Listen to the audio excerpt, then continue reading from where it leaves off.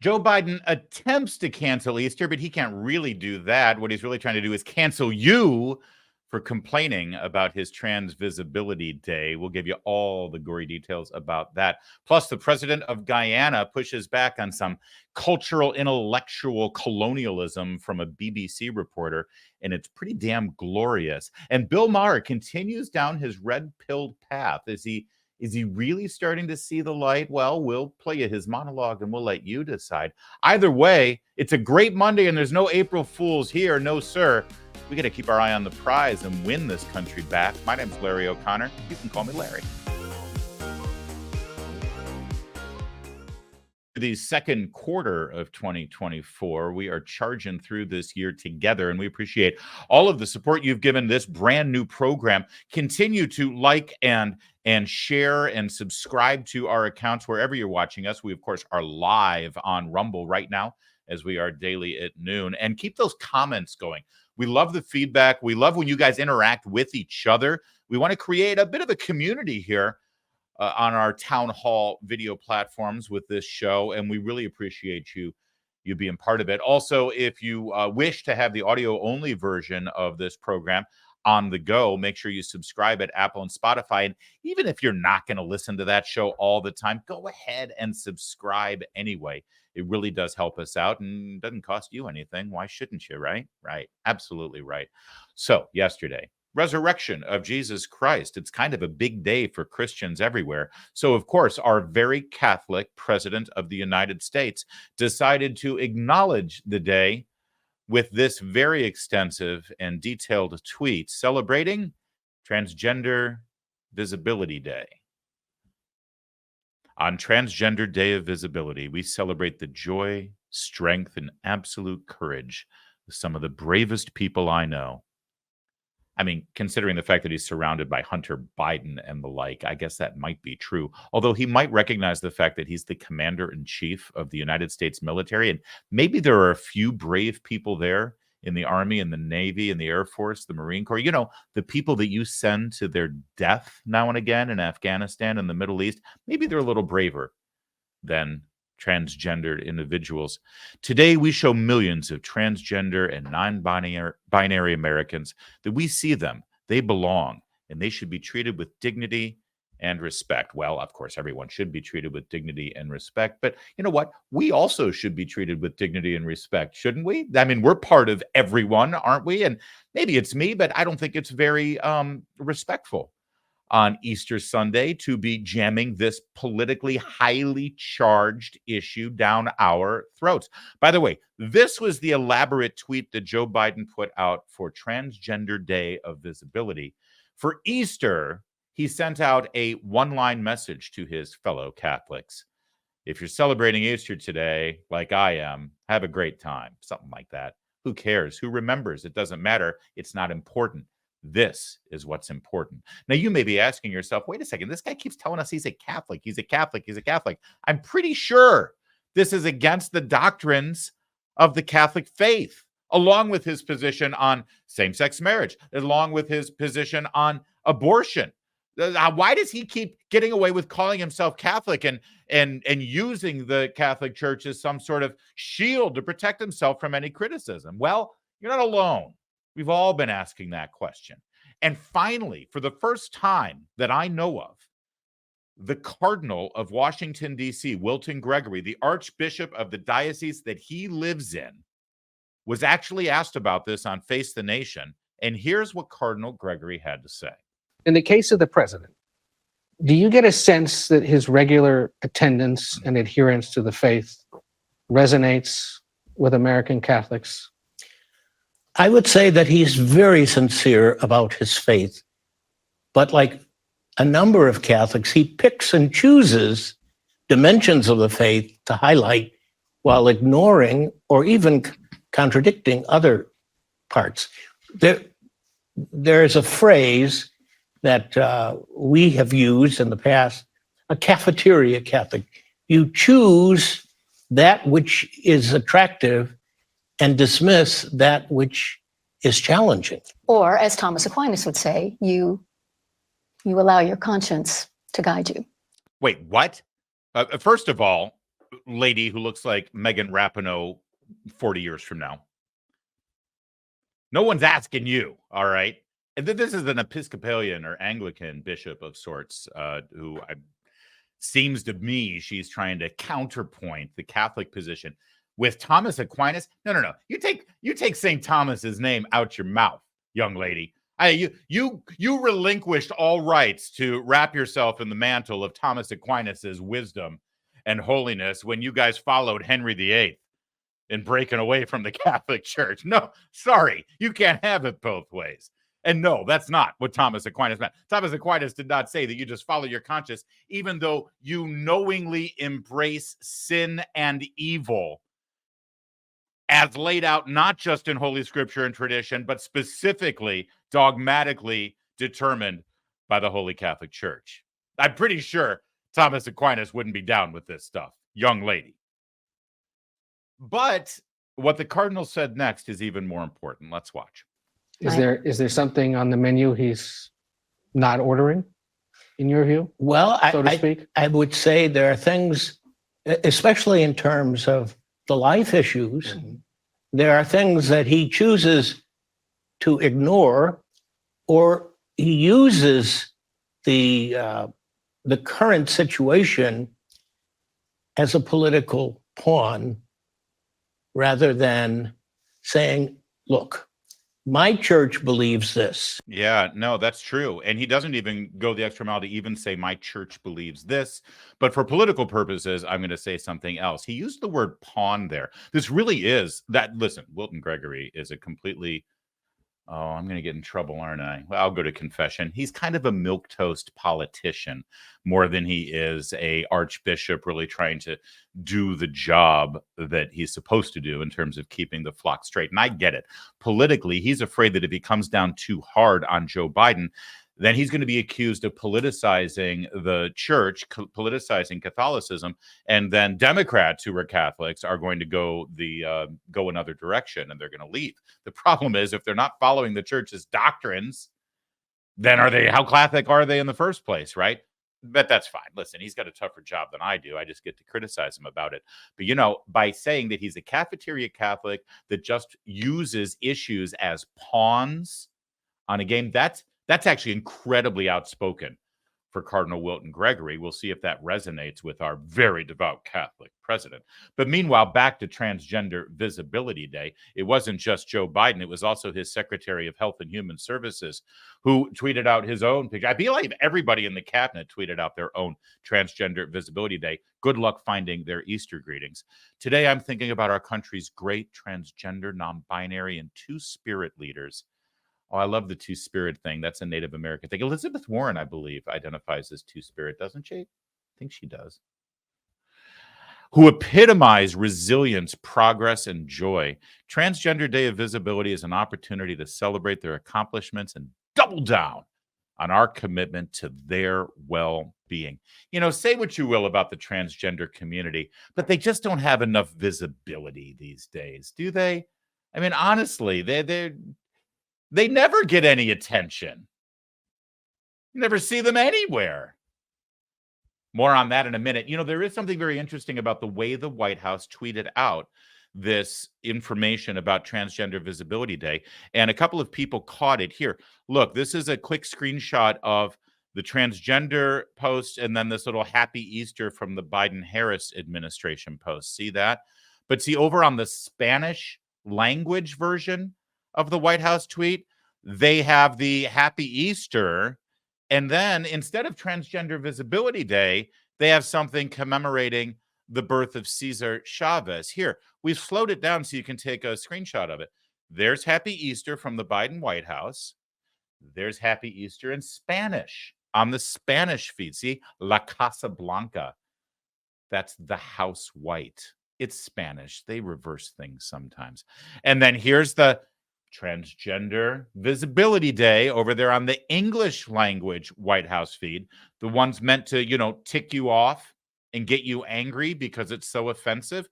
But for the Latino voters in the crowd who speak Spanish, no mention of Transgender Visibility Day. Instead, it's Cesar Chavez. Gee, I wonder why. Why on earth would they not celebrate Transgender Visibility Day in Spanish for the people on social media who speak Spanish? Could it be that Latino voters are, well, someone that they want, need, and care about and have traditional family values who will be repulsed by the idea? Now, you may have traditional family values and you're repulsed by the idea too, especially on Easter Sunday, but see, they don't care about you. In fact, quite to the contrary, they want to tick you off. They want you to be angry. But here's what's weird to me. As I just mentioned, it's not like Transgender Visibility Day is really necessary right now. Did you know that today is the 1-year anniversary of Bud Light awarding an endorsement package to Dylan Mulvaney? I remember that because it came through on April 1st, and I thought to myself, this can't be real. This has got to be an April Fool's joke. And it wasn't. I mean, the joke was on Bud Light because they ruined their brand in one fell swoop.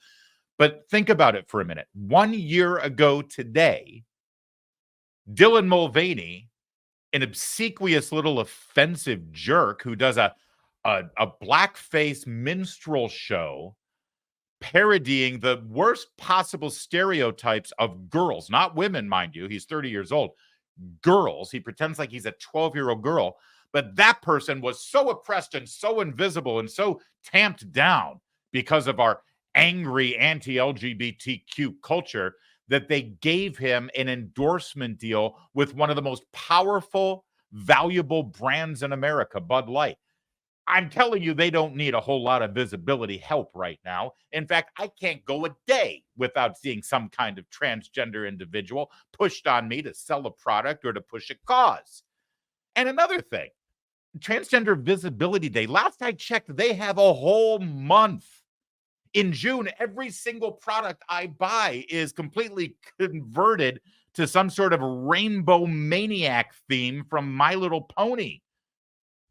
And this person, so-called Rachel Levine, who works for the Biden White House, last summer decided at the end of Transgender and Gay Pride Month that 30 days wasn't enough.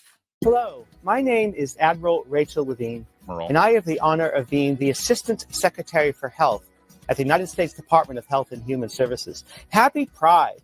Happy Pride Month. And actually, let's declare it a summer of pride. Happy Summer of Pride. Yeah, well, Summer of Pride wasn't enough because now here we are on March 31st, the same day as Easter, and they decided they need another day and another day. And how many days do they get? When this dude isn't cosplaying as a woman, he's cosplaying as an admiral, which is offensive to people who are actually in the Navy and wear that uniform for legit purposes. And again, I'm sorry. See, I'm doing exactly what they want. See, they want us to get agitated. They want us to get worked up. They want us to get angry. But we really shouldn't. We should just laugh at them. We should mock them. We should make fun of them for how ridiculous this is, because here's the beauty of it. They're actually in panic mode right now. They keep doing these things and it's hurting them. It's hurting them big time. And don't take my word for it. Look at James Carville. James Carville knows a thing or two about presidential politics. He knows a thing or two about the electorate. He knows a thing or two about how you get votes and how you push people away. And here's what he had to say about this emphasis on this whole transgender craze. You know, I've been very vocal about this. It's horrifying. Our numbers among younger voters,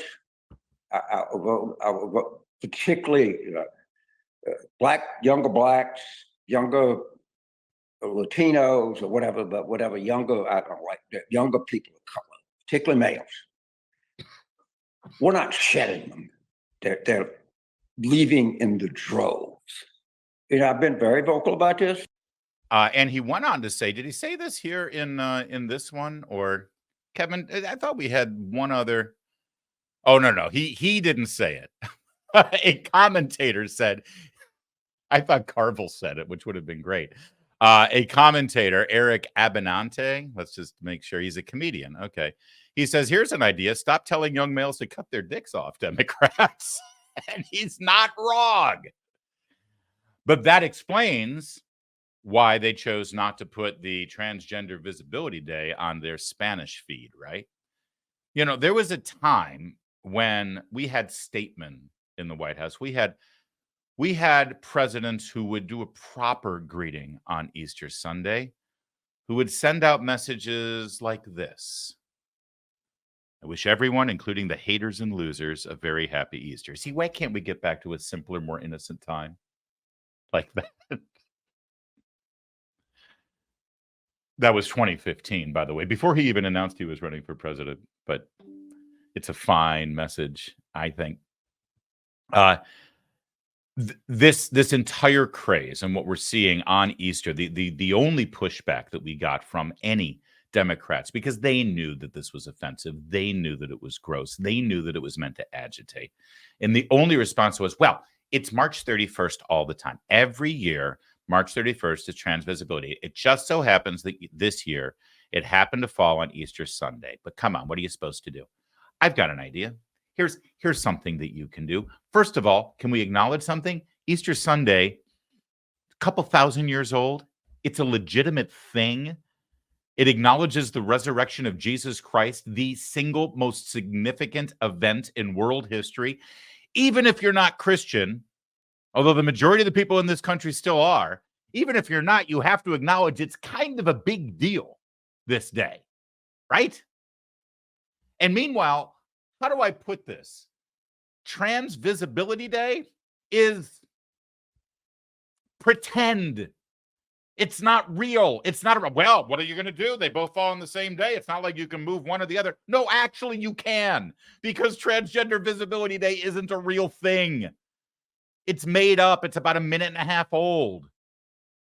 They're acting like a president can't say, well, guys, what are we going to do? I know we usually do this proclamation thing for Trans Visibility Day, but this year it falls on Easter Sunday, and that's going to be offensive to a lot of people. And why do we want to do that? I got an idea. Let's just do it next week. In fact, we can put out the proclamation a week later, and we can say, you know, March 31st is traditionally the day that we do it, but this year we're going to do it this day. But honestly, you're the president of the freaking United States. You're not beholden to this thing. It's not written in stone. But see, they make a choice. Who are they more concerned about offending? Are they more concerned about offending Dylan Mulvaney and Megan Rapinoe? And most importantly, the people who donate money to the Democratic Party who are aligned with the LGBTQ++IA community? Or are they more concerned about offending Christians and people who care about traditional American values and principles? And well, they've answered the question. We know who they're more concerned about offending. But one other decision was made at this Easter at the White House, which honestly, like I said, the transgender thing, you should make fun of them. You should laugh at them. You know, I put out a tweet that got some attention where I said, he, she, they, them, Z has risen. Right? I mean, I'm sorry. I don't care what they do. They can't take Easter away from us. They never will. Easter is Easter. And this whole transgender awareness thing deserves mockery. It deserves laughter. It deserves the Babylon Bee treatment. But they made another decision that actually should outrage you. It should make you angry. You see, today is the Easter egg roll at the White House. It's a traditional event. And they also have a bunch of different Easter-themed events. Easter has always been a big deal at the White House for hundreds of years. And they have an Easter egg decorating competition. This should bug you more than anything else. Headline from Fox News: religious-themed designs banned from White House Easter egg art contest. Children's egg designs are part of the annual White House Easter egg roll traditions. So when children are decorating their Easter eggs for Easter, if they put a cross on it, it will be disallowed. If they make a little artwork fashioned up like a rosary, you know, like the rosary that Joe Biden, the devout Catholic, wears around his wrist for his son Beau, who died, you know, in Iraq, if you ask him, it will be disallowed. If you do a little picture of Jesus rising, or the apostles, or Mary, or any other religious symbols, that decoration will be disallowed. It's not enough just to do trans visibility and leave it at that. No. They are literally trying to cancel Easter. And that should tick you off more than anything. Because that kind of hostility, open hostility, to Christians in this country, it leads to this abominable scene that we saw at St. Patrick's Cathedral yesterday. Imagine waking up in New York as a Catholic, you see all this stuff about trans visibility, and you're like, screw it, turn off my phone, turn off my radio, turn off the TV. I'm going to church. I just want to go to Mass so that I can focus on the Lord, focus on the resurrection, and tune it all out. And while you're sitting there in that beautiful cathedral in New York, you get these obnoxious, disgusting, anti-humanity. These are people who literally want to get rid of human beings on the planet up there protesting while you're trying to celebrate. And by the way, God bless literally this priest. Look at the priest who was having none out of it. He's like, I'm sorry, he goes to jujitsu when he's not at Vespers. And they wrestle these guys out. And that was fantastic. But where do these idiots get the idea that they can go up and disrupt Catholic Mass at St. Patrick's in New York? They get the idea because the signal is sent from the top. That Christianity and Catholicism is not welcome in this country. And in fact, it is a target for your anger and your hostility because it's everything that's wrong. That's the message that's being sent right now by the political, intellectual, academic, and cultural elite Marxists in this nation on a daily basis. And there used to be a time when the White House, when the president would actually transcend this stuff and send a message that is quite contrary to what this is actually being spawned by. In fact, a quick look down at Mar-a-Lago yesterday shows us how the Trumps were celebrating Easter. This is image of Barron Trump, I believe playing center at 7'4" for the Mar-a-Lago basketball team. And that is Melania Trump, who, I mean, always looks beautiful, but seriously, she looks pretty stunning. And it's just a really classy sort of look in contrast with to this guy this morning who was talking to Al Roker about the Easter egg roll. What is so special about this egg roll? Well, what's so special is this is the people's house. And we expect over 40,000 people to be here. It's the largest ever. And we just like to open it up the place and let people see this is their place. Could we see that video in English, Kevin? I'm sorry, we don't need the dubbed Romanian language version of what the president said. What could we? I'm sorry, guys. I'm so sorry that we didn't set up the English version of the video. Kevin, what's going on there? I think we should just be glad that there wasn't a sign language interpreter for that, because that would have been rough. The sign language interpreter would have been.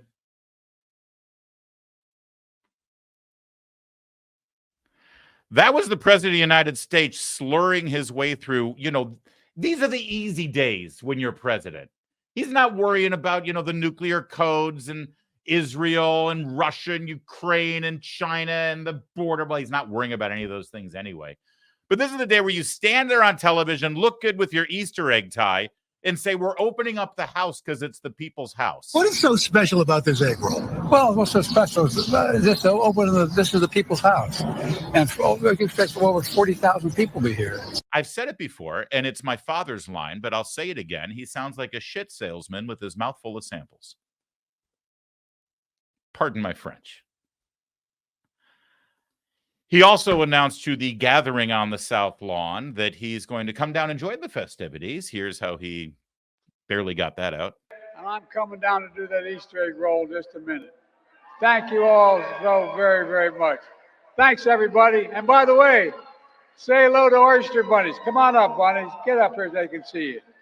Come on, get in there. Pretty big bunny, huh? All right. Thank you all so very, very much. It's all yours. President Zone.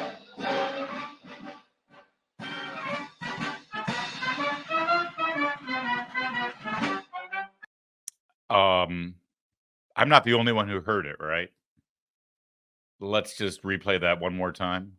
Thanks, everybody. And by the way, say hello to oyster bunnies. Come on up, bunnies. Get up. Oyster bunnies. Oyster buddies. Oh, he's got a stutter, Larry. Leave him alone, man. He's got a stutter, okay? Listen, I will say this. I'm glad that he has overcome his phobia to giant furry rabbits. Let's not forget 2 years ago.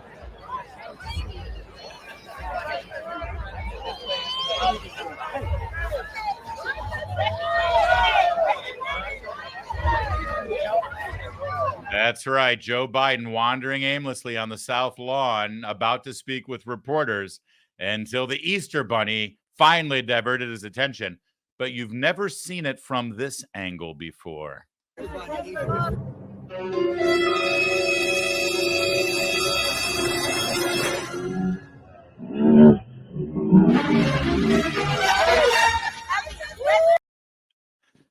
got to watch out for the Oyster Bunny. 8 months, guys. 8 months. We just got to keep your eye on the prize. Keep your head down. We're almost there. So you and me, we're going to stick together on this. We're going to get there. We're going to get there. Financial experts thought that we were in the clear this year. They were expecting and hoping for like 6 rate cuts from the Fed this year. And then we got the inflation data last month, and the Fed met, and they said, no, we are not lowering the rates. And if we're lucky, we're only going to lower the rates maybe 3 times this year. You see, it's not going away. It can't. Math doesn't lie. Math is math. The U.S. is right now $34 trillion in the hole, and we keep printing money day after day, pushing the prices you pay every day even higher. That's what inflation is. So you can either bury your head in the sand or you can do something about it. Diversify a portion of your savings right now into gold with Birch Gold Group. Gold is your hedge against inflation. And Birch Gold makes it easy to own. See, they'll help you convert an existing IRA or 401k into a tax-sheltered IRA in gold. And you don't pay a penny out of pocket. With an A-plus rating with Better Business Bureau and thousands of satisfied customers, you can trust Birch Gold too. Text Larry to 989898. Get your free info kit on gold. Then talk to a precious metals specialist on how you can protect your savings from persistent inflation with gold. Text Larry to 989898 right now. All right, the president of Guyana. This is an impoverished nation in South America. They recently discovered oil off their shore, and they are drilling the heck out of it, finally funneling some money into that poor nation. The president of that country sat with a reporter at BBC who is really upset about the idea that they would drill oil in their country. And then the president decided to push back a little bit, actually quite a bit. Take a look. Let's take a big picture look at what's going on here. Over the next decade, 2 decades, it is expected that there will be $150 billion worth of oil and gas extracted off your coast. It's an extraordinary figure, but think of it in practical terms. That means, according to many experts, more than 2 billion tons of carbon emissions will come from your seabed, from those reserves, and be released into the atmosphere. I don't know if you as a head of state went to the COP in Dubai. Let me stop you right there. Do you know that Guyana has a forest forever that is the size of England and Scotland combined? A forest that stores 19.5 gigatons of carbon, a forest that we have kept alive, a forest that we have kept alive. Does that give you the right? Does that give you the right to release all of this carbon? Does that give you the right to lecture us on climate change? I am going to lecture you on climate change because we have kept this forest alive that stores 19.5 gigatons of carbon that you enjoy, that the world enjoy, that you don't pay us for, that you don't value, that you don't see a value in, that the people of Guyana has kept alive. Guess what? We have the lowest deforestation rate in the world. And guess what? Even with our greatest exploration of the oil and gas resource we have now, we will still be net zero. Guyana will still be net zero. With all our exploration, couple of points. Still be net zero. Powerful words, Mr. President. I'm not completed as yet. I am not finished as yet. I am just not finished as yet. Because this is a hypocrisy that exists in the world.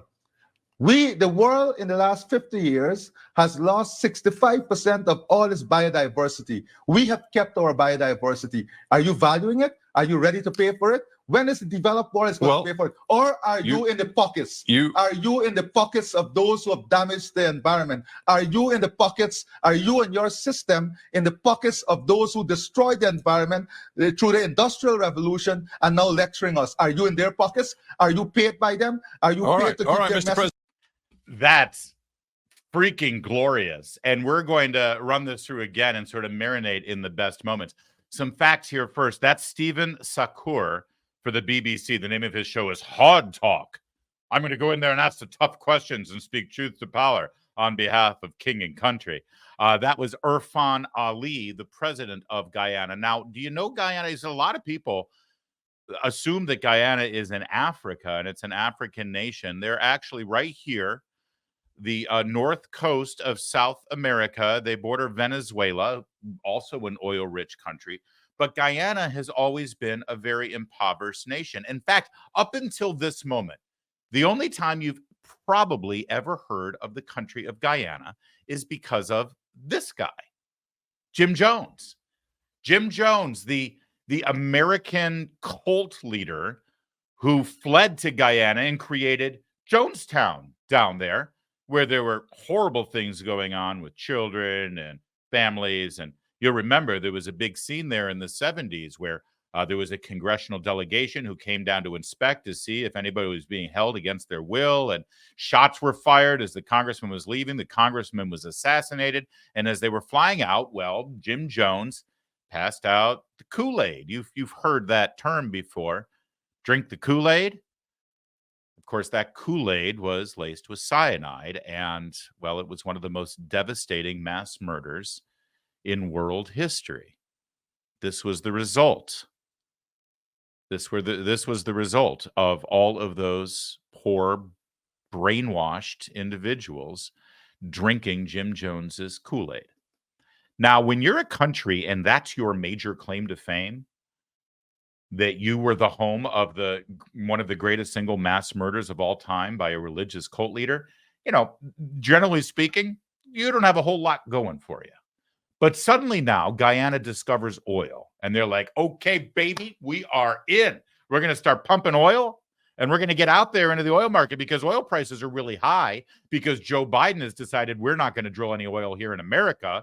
And that's driven up oil prices everywhere, giving power to Iran and other hostile nations in the Middle East. And let's not forget Russia funding their entire military campaign into Ukraine because we've made oil so expensive by refusing to drill our own oil.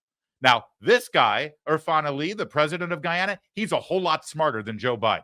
He's like, hold on a minute. We got oil and we're being told not to drill it? To hell with that. We're going to drill our oil. So now let's break this down a little bit here because the arrogance of the intellectual. I know the British don't think they're colonialists anymore. In fact, they're the first ones to jump out and be anti-colonial. But no. Everything about this is colonialism. This is elitist, intellectual, cultural colonialism, where this guy is imposing his vastly superior Western values and outlook on the world on this poor, ignorant person of color in Guyana. They need us to come in and teach them the right way to be stewards of our planet. Let's watch. Let's take a big picture look at what's going on here. Right there. Now, just so you know, we've watched the whole video through. So now it's time for Larry to stop and start, okay? Let's take a big picture view. You're just the president of this little country, looking out for the best interests of the people in your nation. But I am a journalist with the BBC. I need you to look at the big picture here. And of course, the big picture is what the World Economic Forum dictates to people like Stephen Shakur with BBC. The lecturing tone from him. But you, sir, you need to sit in the corner, and I'm going to tell you about the big picture. Okay, give us the big picture, Steve-O. Over the next decade, 2 decades, it is expected that there will be $150 billion worth of oil and gas extracted off your coast. It's an extraordinary figure. By the way, for a nation like Guyana, this is great news. If you really care about people around the world, the fact that this little poor country is about to discover over the next 10 or 15 years $150 billion worth of wealth from their natural resources, it is a miracle from God.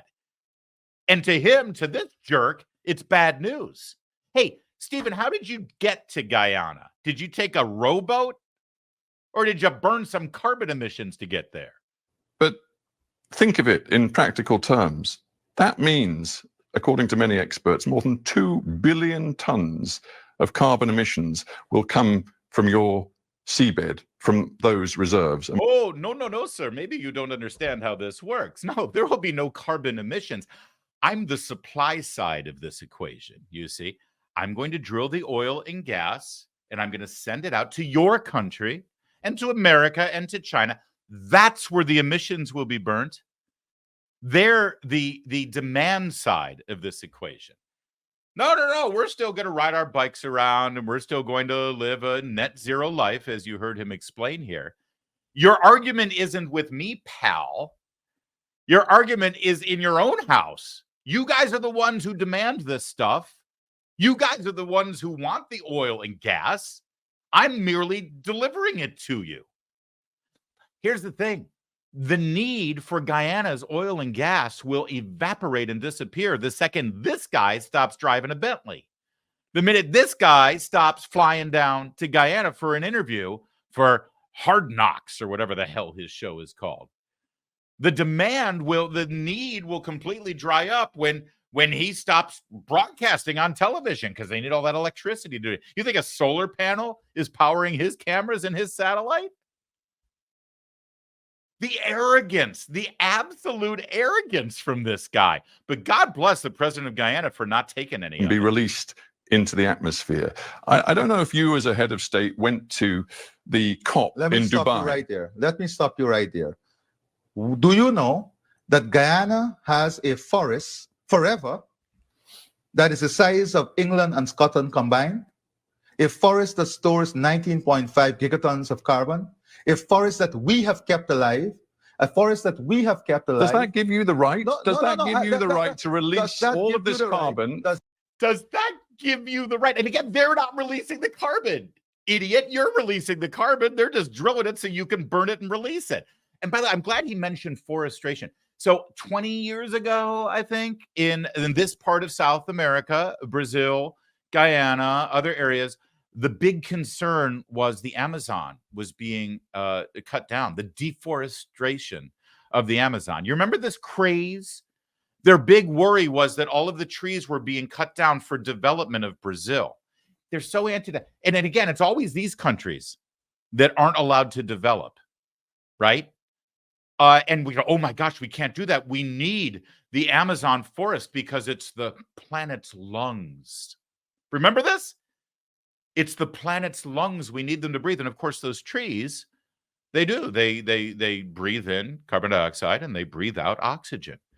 And we need those trees. You can't cut down your trees. So Guyana's like, all right, I guess we won't cut down our trees. We're getting lectured to by the World Economic Forum and pasty white boys with blue ties. So we won't develop our country. What do we get for that? They get nothing for that. They get nothing. And I love the fact that he's at our forest right now that we have kept pristine so that we can continue to be the planet's lungs is larger than the entire island of Great Britain. And last I checked, you guys developed that island quite a bit. You cut down your trees without any problem. And you burned coal that you found on that island without any problem. You had that whole industrial revolution back in the 19th century. You built yourself up so you could be an empire and the sun never sat on it around the world. And now our little country that's only been known about Kool-Aid drinking and mass murder, we finally find some oil and gas. We want to pump it up so we could actually have an economy. And now you're telling us we're not allowed to. Go pound sand, Brit. It's beautiful. Absolutely beautiful. I want to go down and visit Guyana now. I want to give them support. I am not going to be visiting Guyana. But I'm happy for them that they get their gas and oil. There's one other aspect of this, by the way, before we move on, that needs to be said. The underlying message from this Brit And I love the Brits. I do. They're great. God bless you. I did great tea and everything, and fish and chips are fantastic, and it's nice. And I like the BBC shows. What I Lie to You is probably my favorite. You should check it out. It's funny. But there is a bit of a superior elitist sort of attitude toward everyone else in the world.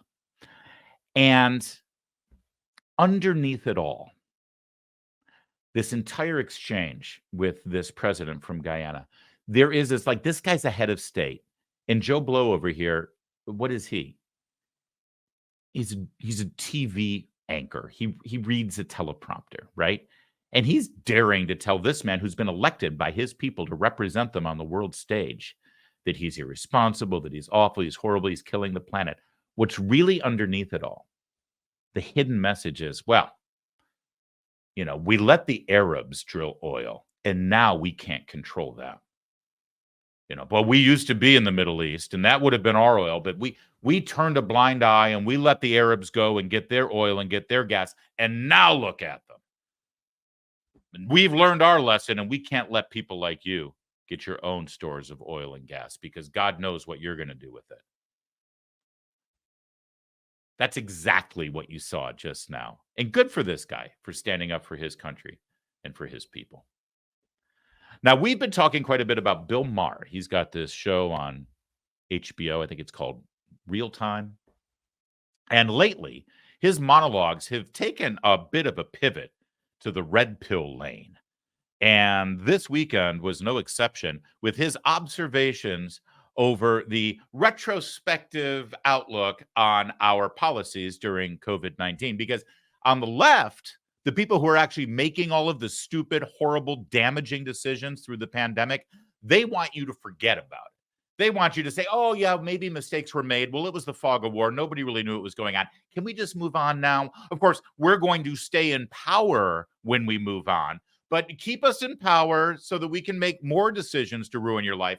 But let's just move on. Let's pay no attention to what happened during the pandemic. And some of us would like to actually learn some lessons and maybe inflict a little pain, even if that means some of these elected officials who made all these horrible decisions lose their freaking jobs, or even better, get a real job out in the real world where there are repercussions if you royally screw up.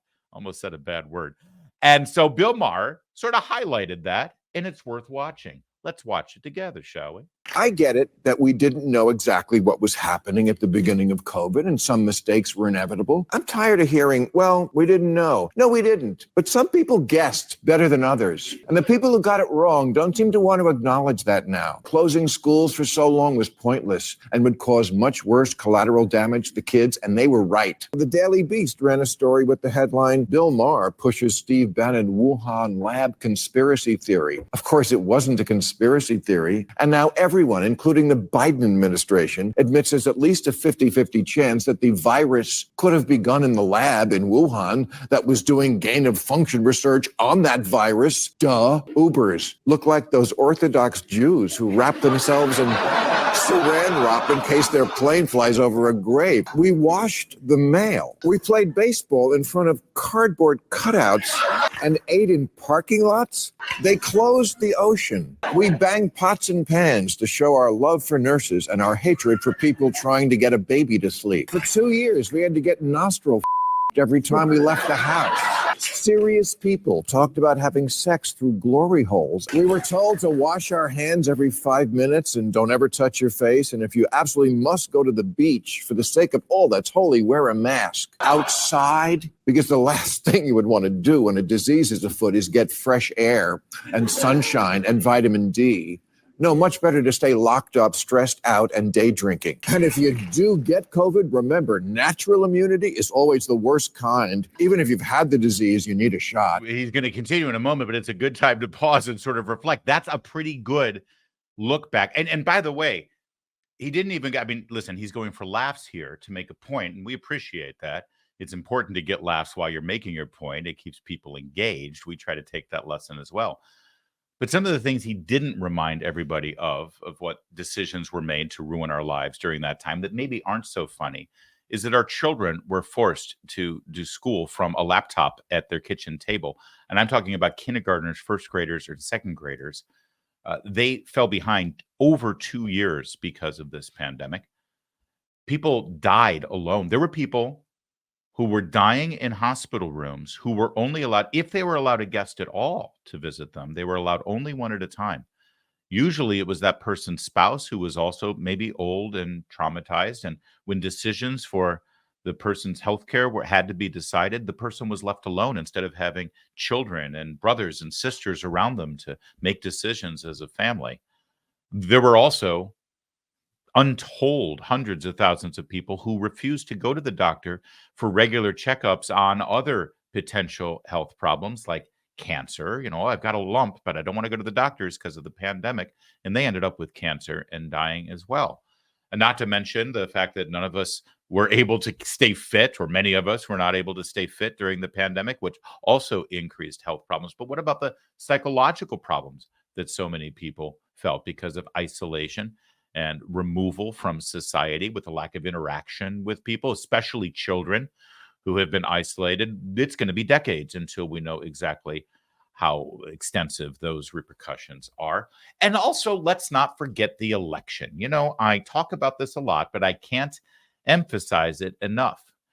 Every single bad decision that was made in the 2020 presidential election, which forced us all into mail-in or drop-off ballots in those drop boxes that were easily infiltrated, all of those decisions were made under the guise of, well, we've got a pandemic and it's dangerous to allow people to stand in line at their regular voting place. So we got to give them an alternative. We can't have them risk their health to go and vote. And we know we can't have them standing in line and waiting to vote because we have to stay 6 feet apart. So we'll do this whole mail-in ballot thing, and we'll count ballots that don't have a date on it. And we'll count ballots that don't have a signature. We'll count ballots even though we don't know if it came in after the election or before the election. These were all decisions made because of the social distancing requirements under the pandemic. And oh, guess what? 3 years later, Anthony Fauci says, that whole social distancing thing where everyone had to stand 6 feet apart, I don't know where that came from. That just showed up one day, but there was no science behind it. There was no reason why we had to socially distance. The entire reason why we upended our regular voting process in 2020, that shockingly, thanks to a couple of thousand votes in strategic states like Georgia, Arizona, Pennsylvania, Wisconsin, and Michigan, handed the presidency to Joe Biden, the entire impetus for that, social distancing, was just sort of made up and showed up without Anthony Fauci even knowing where it came from. So I'll add to your list, Bill Maher, before we let you continue. Dissenting opinions that were suppressed and ridiculed at the time have proven to be correct. Maybe that's why the powers that be never wanted a COVID commission. Why not? We love commissions. The Warren Commission, the AIDS Commission, the 9/11 Commission. So where's the COVID Commission? Because it seems to me we haven't learned a thing. Maybe the number one lesson from the pandemic was the need for proper air ventilation. Second was never go on a Zoom with Jeffrey Toobin. If there's been a big national movement to retrofit buildings, I missed it. Gain of function research is still going on in labs. We're still torturing animals by raising our food in conditions ideal for viruses to make the leap to humans. Bird flu was just found in a goat, which means we're just one lonely farmer from the next pandemic. We handed out $4 trillion of free money, $280 billion of which was just flat out stolen in what the AP called the greatest grift in U.S. history, and which started an inflationary spiral that we now blame on Biden. So we're going to bring back Trump, the guy who ignored COVID like it was the dinner check?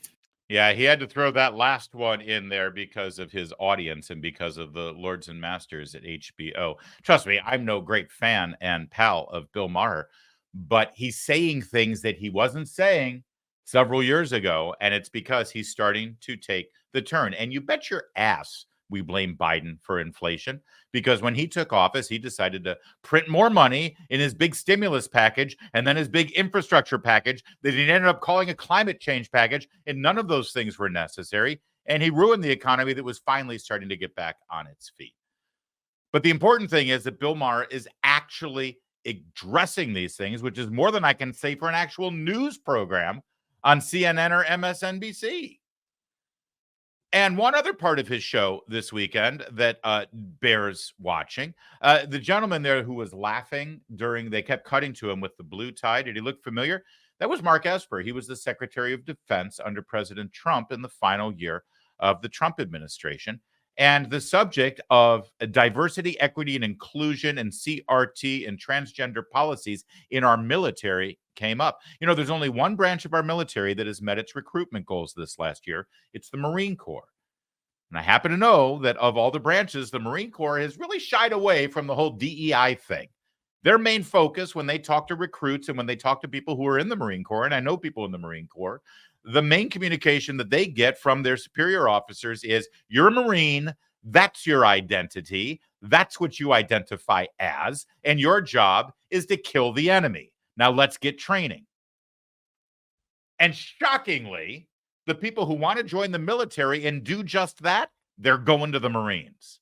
So, is the woke military really ruining our fighting ability? A woke military is threatening our readiness. What are they talking about specifically? What kind of things? And is there any credibility to that? It's not as bad as the right would say. It's worse than what the left will acknowledge. That's everything in America. You're right. This administration set up a DEI office that would dictate DOD policies for education. There are classes on what to say and what not to say. For example, you shouldn't say, hey guys, you should say, hey everyone. In the military? In the military. You shouldn't say mom and dad, you should say parents and guardians. The colorblind argument. There's the issue of, drag queen story hours on post. Now, look, I don't think this is driven from the leadership at the Pentagon. I think it's coming from the White House and from people within the administration who come in and believe that they're pushing their agenda forward. It takes time and resources away from the troops that they should otherwise be training and preparing for war. And it further divides us, putting people into buckets, whether you're based on your ethnicity, your gender, your sex, the color of your skin. I'm sorry, you're in the military. If you're in the Army, you're all green. If you're in the Air Force, you're all blue. We have a common mission, a common purpose. Let's stop subdividing and identifying people, because it creates friction that undermines morale and readiness. A great answer, by the way, from Mark Esper, who is, touch and go on certain issues.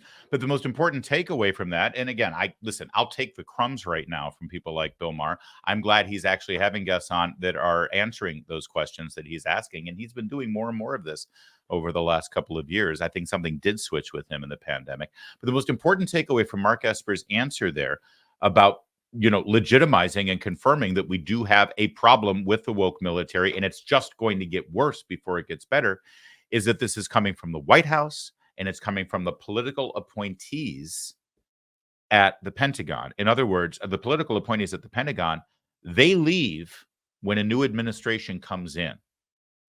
So all it takes is a new commander-in-chief in the White House and all new political appointees from that commander-in-chief, and the direction can turn quicker than you think. Last week, there were quite a bit of developments in the world of Trump's legal concerns and his trials, and a lot of it was good news for Donald Trump. That's why if you get your news from the regular broadcast networks or CNN or MSNBC, you didn't get a whole lot of coverage. If you did, you had people wringing their hands and screaming that the country is about to be destroyed because Donald Trump is actually allowed due process in a court of law, especially given that he's running for president and is the Republican nominee right now. You'd think that he wouldn't have any due process, that if Democrats just want to throw him in jail, he would shut his mouth and let them throw him in jail. That's literally the coverage you got over there on MSNBC. We'll show you that in a second. But here is the president's lawyer, Alina Habba. She appeared on Judge Judy on Fox News Friday night, I believe it was, a special Hannity show that Judge Judy was. That's not Judge Judy. Did I get that wrong? That's not Judge Jadid. Sorry. Although with Judge Judy, it would be a great show too. With Judge Jadid, and here's what she had to say. And you're not going to see her. You would think she would be a good get. The president's lawyer, let's get her on the air. Nope, only one channel seems to want to book her right now. Maybe Newsmax now and again. And Judge McAfee will rule on at a later date. And earlier today, one Democrat strategist had a message for Fulton County DA Fannie Willis. Take a look at this. Fani Willis, I think, has already made herself a character in this saga. She's got to bring it down and stay focused on doing the job of prosecuting this case. I wish she would stop doing interviews and really focus on just prosecute the case, and be very serious in the courtroom. By the way, real fast, because we'll get back to the interview, but I mentioned, what you're seeing on CNN, MSNBC. Understand that person who was sort of spanking Fani Willis. Sorry about that imagery. Sort of scolding Fani Willis. Just focus, because she's got to get back to the job of prosecuting. What she's saying is, don't screw this up. We've got a Trump to throw in jail. We've got an election to steal. So stop with all the distractions, lady. Get back there and do your job. That's what she's saying. All right, so let's get on to Alina Habba. Meanwhile, Hunter Biden's attorneys are asking for his tax charges to be dropped, a move that has sparked backlash from prosecutors and was reportedly met with skepticism from the judge. Here with reaction, Trump legal spokesperson Alina Habba. Alina, welcome. It has been a very interesting week. The argument this week, actually today in Fulton County before Judge McAfee, regarding the claim by the president's attorney and some of the co-defendants' attorneys that the essence of the indictment has to do more with the First Amendment and free speech than a crime and RICO. What say you? Number one, you and I both know, Judge Janine, that we have only one RICO situation, and that's what's happening with the Merrick Garland Biden administration. Let's be honest about it. We've seen the White House logs. We've seen the proof. The only RICO is the coordination against Donald Trump. What they argued today was very simple. A president has a right to speak. A human being, an American, this country is based on the constitutional First Amendment rights to speech. He had that right, and he did so. He has also a right as the executive branch to question and provide election integrity. God knows our country needs that right now, Janine. I know you know it. I know it. The American people know it. So that's why we're looking at this from a serious standpoint of constitutional violations, not to mention all the frankly, the nonsense and the noise. It might be the only time I agree with CNN is when they say that Fani Willis has become a character in this. Yes. I mean, it's insane. You know, Alina, when you think about it, the judge makes a decision to have her decide whether or not her boyfriend should go. But she's the one who brought the boyfriend in. She's the one who paid the boyfriend. She's the one who took the stand and said, no, I didn't have any relations until well into the relationship which was contrary to the testimony of others. But do you think that this judge is afraid of Fani Willis? You know, I think that's a really good point. Honestly, I think that a lot of judges right now are afraid. If you're a Republican elected judge, you're afraid to look like you're too biased to Republicans. But by the way, if you're elected by a Democrat, if you're a Clinton appointed judge, you seem to not have a problem sanctioning us for bringing a case about Russia hoax against Hillary Clinton without even seeing me, meeting me, or hearing the case for 5 minutes. It's unbelievable. We play so safe, they play dirty. That is what I've seen over and over again. And I know you see it, I see it. The American people are starting to see it. If you have a question about it, look at the poll numbers. That's why he's doing so well. Clearly. And what do you think of Hunter Biden claiming that his indictment should be dismissed when they literally, with the statute of limitations, got rid of the most incriminating years for taxes? And he says this is just a special prosecution that is unfair and unjust. Yes, we know what that's called. That's called a witch hunt. And I'm sorry, Hunter, you are not the victim of a witch hunt. President Trump is. And we've seen that. You didn't file tax returns for 3 years. You tried to get a sweetheart deal passed under the judge's nose, and we got caught. We know what's going on here, but don't you dare use our lines on us, because the only people that are treated differently are the Democrats. They are protected. They are clearly not treated the same. And I want to see their line be used against them. No one is above the law. Show me that. You don't pay your taxes. You don't charge. 3 years you didn't file tax returns. No one's above the law, Hunter. That's for. We love it when Alina Habba takes a blowtorch to these trial cases and all of the double standards that we see in the legal cases. Alina Habba, I don't know why I get tongue-tied. with this woman. It's a very strange phenomenon, but I always mess up that name. I want to go back to the very beginning of this, where she was asked specifically about the charges with regard to so-called election interference by Donald Trump. The case that's pending before the Supreme Court later this month, whether Donald Trump has immunity, presidential immunity, in the case of the speech that he gave on the ellipse the day of the January 6th incident, or for that matter, communicating with elected officials in Fulton County to get a legitimate count of the mail-in ballots and all of the ballots that took, a week to count down in Georgia. Understand something. There are two rights here that the president is exercising, and you can use this. This is the president's defense, and it's a legitimate defense. And frankly, it's the defense that you can use if you need to against your liberal brother-in-law or somebody trying to flame your Facebook page. Number one, the president can say whatever he wants. He's just like any other American citizen. He can make a speech. He can say whatever he wants. God knows the president we have right now mumbles and stutters his way through whatever blasphemous, ridiculous thing that he wants to say about celebrating Transgender Awareness Day on Easter, or telling that speech before Independence Hall soaked in a blood-coated red light while he screamed fascist, fascist at anybody who dares to oppose his political agenda. Fine, he can give that speech if he wants. It's not against the law. It's just odious and despicable, disgusting, and un-American. So, of course, the president can say whatever he wants, no matter who the president is. But number two, when you are sworn in as president of the United States, you swear to protect and defend the Constitution of the United States against all enemies, foreign and domestic. It's right there in the Constitution. Excuse me, in the oath of office. They swear to protect and defend the Constitution. And if you are a sitting president and you, in your heart, truly believe, and based on the legal analysis and advice you're getting from lawyers, if they tell you that there are shenanigans going on here and the Electoral College count is warped in some way and fraudulent because of fraudulent ballots being counted and because of unorthodox methods of counting votes, and you truly believe that in your heart, not only can you intervene and discuss with the elected officials that are in charge of those elections methods to make the count proper, legal, and legitimate. But I would argue you have a responsibility as the president of the United States and the person who is in charge of the executive branch of government and the functions of our government, after swearing to protect and defend that Constitution on behalf of the American people, you have an obligation to do whatever you can to make sure that the vote count is done in a legal, proper way.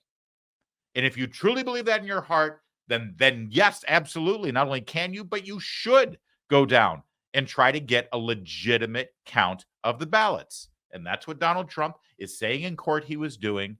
And I don't know how you can say he wasn't. Unless you're not on CNN and you're on, unless you're not on Fox News or on this program and you're actually on MSNBC. Because while the Fox News audience with Judge Jeanine was seeing that very reasonable and intelligent discussion of President Trump's legal situation this last week with all of the trials, over on MSNBC with Nicolle Wallace, you saw this. It's time to do something different. Like, we're not going to have this conversation again. I have come on the air with breaking news about requests for gag orders because of threats for judges and their kids more times than I could count today before I got ready. And Judge Ludig, I think it's time, I don't know who has to write the banners at the bottom of my show. I'm sorry in advance. But Donald Trump broke the rule of law. We should cover a broken judiciary in this country. Donald Trump managed to delay every federal criminal trial based on facts that he barely denies. Donald Trump managed to enlist the Supreme Court in a delay process, the highest court in the land.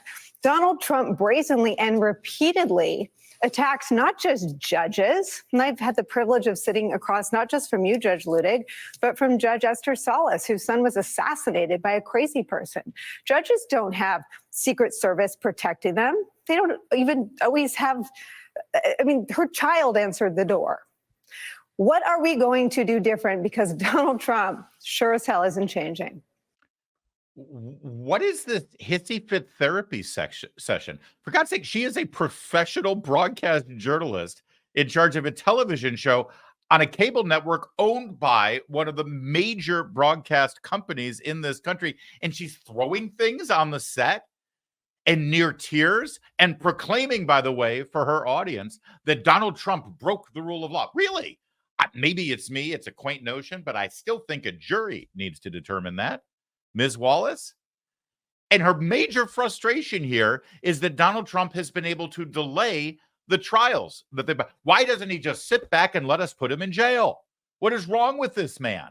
How dare he defend himself? How dare he appeal things to the Supreme Court? I'm sorry, ma'am, but when your prosecutor decides to use laws that have never been applied before against any American, let alone a former president and current nominee for president in this election cycle, and dare to claim that a president can't deliver a speech while he is still president on the day that they were ratifying the Electoral College on Capitol Hill, when you bring charges like that against a man for the first time in our nation's history, you sort of have to bake into the cake that there's going to be an appeals process. And yes, the Supreme Court is going to weigh in on it. You're the one who's broken precedent here. You're the one who's trying to rewrite the Constitution with this trial.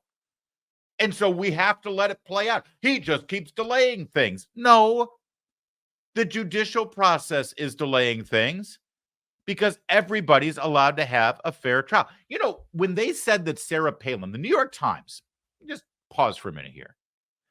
The New York Times claimed that Sarah Palin was responsible for that shooting in Tucson, Arizona in 2010. In 2010, the New York Times claimed that Sarah Palin was responsible for the shooting that ended up debilitating Congresswoman Gabby Giffords. Now, Sarah Palin had nothing to do with it. It was some crazy lunatic who was off his meds who decided to shoot people, wanted to do a John Hinckley or a taxi driver situation and just shoot people, including this Congresswoman. But the New York Times said that it was Sarah Palin's fault. Sarah Palin sued for defamation. Do you know when she finally had her day in court? Last year. It took her over a dozen years to finally have her day in court in her defamation lawsuit against the New York Times. These people are bringing criminal charges against a former president and a current candidate for president. They just brought the charges in, November, I think. And they're really upset that here we are in April and he's not already convicted. What the hell is going on here? Give me something to throw. They're lunatics. They're absolute lunatics. And if all you get for your news and information is that channel, you've become one of the lunatics too. And I feel bad for you. I really do. Listen, that's it for today. But I do want to leave you with this because it's just too good. And it's a great walk down memory lane from transgender visibility days gone by.